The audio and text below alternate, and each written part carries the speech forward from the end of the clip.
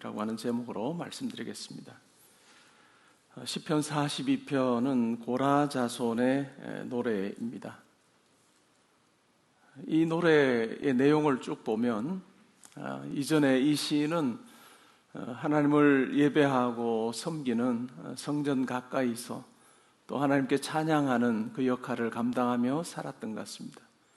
그런데 지금 이 시편의 노래를 하는 이 상황은 하나님과 멀리 떨어져 있는 그런 상황입니다. 성전으로부터 멀리 떠나 있는 그 상황이죠. 그리고 사람들도 또한 이 시인을 놀리고 있습니다.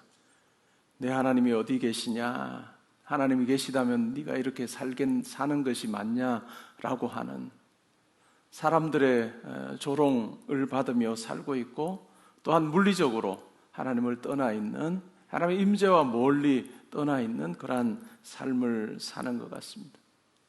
이런 상황 가운데 시인은 1절에서 이렇게 말합니다. 하나님이여 사슴이 시냇물을 찾기에 갈급함같이 내 영혼이 주를 찾기에 갈급하나이다 라고 그렇게 고백하고 있습니다. 사슴이 시냇물을 찾는 것처럼, 목마른 사슴이 시냇물을 찾는 것처럼 그 정도의 갈급함으로 하나님을 찾고 있고 하나님의 임재를 구하고 있는 모습입니다. 그러면서 2절, 3절, 4절에 보면 자기의 삶을 쭉 상황을 이야기를 하면서 하나님의 얼굴을 뵙기를 원하는 마음, 그리고 사람들의 자기를 향한 조소가 담겨 있습니다. 그러다 보니 자기의 삶은 눈물로 주야를 보내는, 이 눈물이 내 음식이 되었습니다 라고 그렇게 고백하고 있습니다. 마음이 상할 수밖에 없는 그와 같은 형편에 그가 살고 있습니다. 근데 참 놀라운 것은 5절에 이 고백이 따라 나옵니다. 내 영혼아 내가 어찌하여 낙심하며 어찌하여 내 속에서 불안해하는가? 너는 하나님께 소망을 두라. 그가 나타나 도우심으로 말미암아 내가 여전히 찬송하리로다 라고 그렇게 고백하고 있습니다. 6절에 보면 아주 구체적으로 자기가 있는 상황, 처한 상황에 대해서 이야기합니다. 내가 요단 땅과 헤르몬과 미살산에서 주를 기억합니다. 성전으로부터 멀리 떠나 있습니다. 오늘날 우리는 이렇게 생각하죠. 성전으로부터 멀리 떠나 있는 것이 뭐 그렇게 차이가 날까라고 생각할 수 있습니다. 그러나 그 당시의 유대인들은 성전 중심의 신앙생활을 했습니다. 성전 가까이서 성전에서 예배하고 제사하고 하는 이것으로부터 그가 이제는 분리되어서 성전에서 멀리 떠나 있다는 것, 그것은 참 괴로운 일이었습니다. 우리로 치면 어떤 일일까요? 예배 자리에 나올 수 없는 그 같은 형편과 처지에 있는 그 같은 상황이 아닐까요? 어찌 보면 우리 모두가 다 걸어가야 될 상황일 겁니다. 우리가 이 자리에 걸어 나와서 하나님 앞에 예배할 수 있는 이것이 우리의 일생에서 완전히 다 내 마지막 호흡하는 그 순간까지 보장되어 있지 않다라고 하는 것을 우리가 알 필요가 있습니다. 때로는 우리가 더 이상 예배 자리에 나와서 하나님 앞에 찬송할 수 없는 그때가 반드시 우리 모두에게 있을 것입니다. 병약하여서 또 어떠한 이유로 하나님의 그 임재를 상징하는 예배 자리에 나올 수 없는 그 같은 형편에서 우리는 시간을 보낼 수도 있다라고 하는 것입니다. 그 같은 상황 가운데서 하나님께 기도하며 나아가고 있습니다.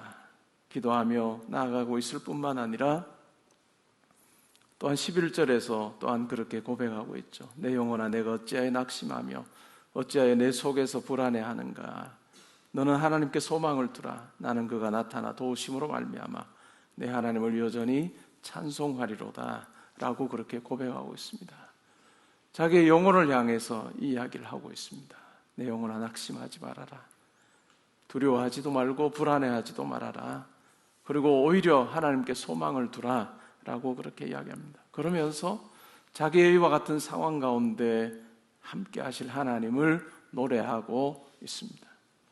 저는 목회자로 살면서 한 교회에 담임 목사로 살면서 함께 예배했던 우리 성도님들이 하나님의 부르심을 받는 그러한 것을 많이 경험합니다. 우리가 드리는 이 온가족 새벽 기도 외에 또한 우리 성도님 한 분은 더 이상 이 자리에 함께 할 수 없는 그러한 새벽 기도회입니다. 45살의 나이로 하나님의 부르심을 며칠 전에 받았습니다.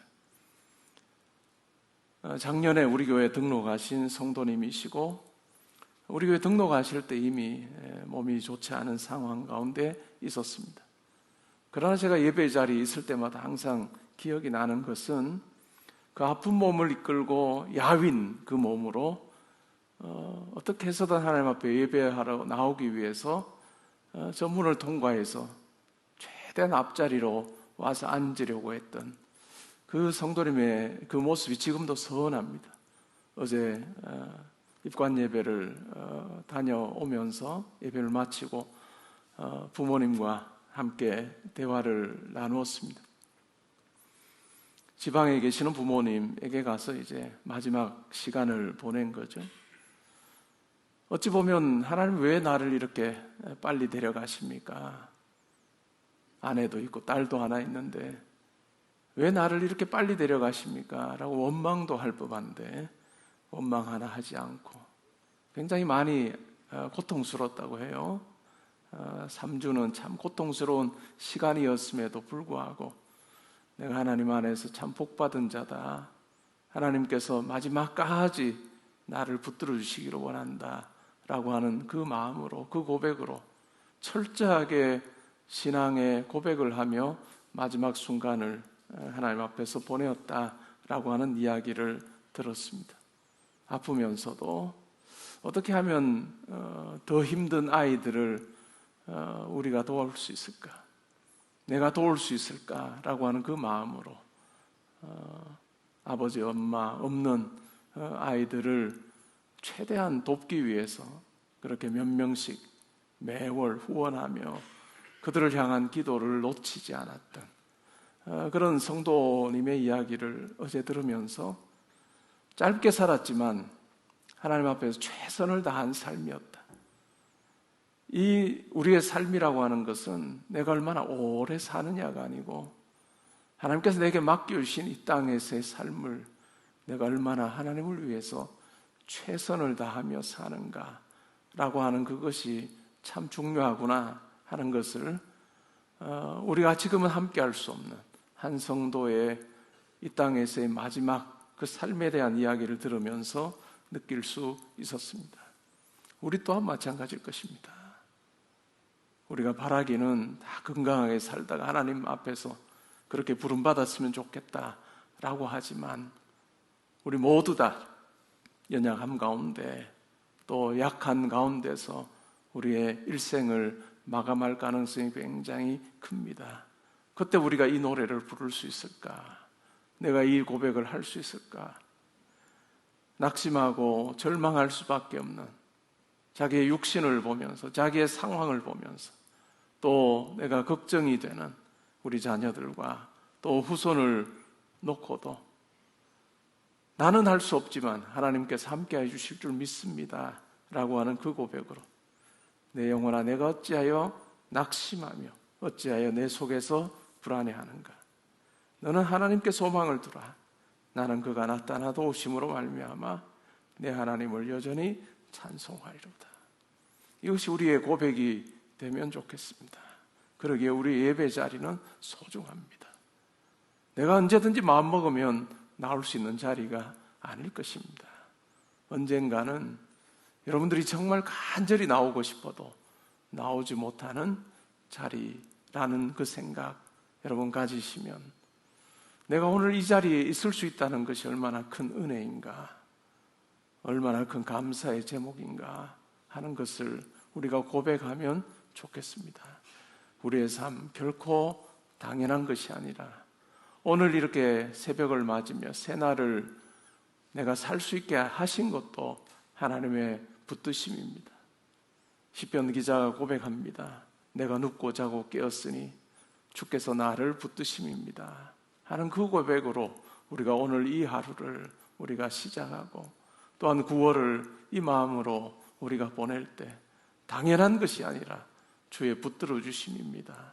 내가 9월 한 달도 오직 하나님께만 소망을 두고 삽니다 하는 이 마음으로 우리가 살 때 하나님께서 우리의 마음을 붙들어 주실 것이고 또 하나님께서 우리의 삶을 하나님께서 지켜주시리라 믿습니다. 이 고백으로 살아가는 저와 여러분 될 수 있기를 주님의 이름으로 축복합니다. 아멘. 오늘 들은 말씀 생각하시면서 하나님께 소망을 두며 기도하는 시간 가지겠습니다.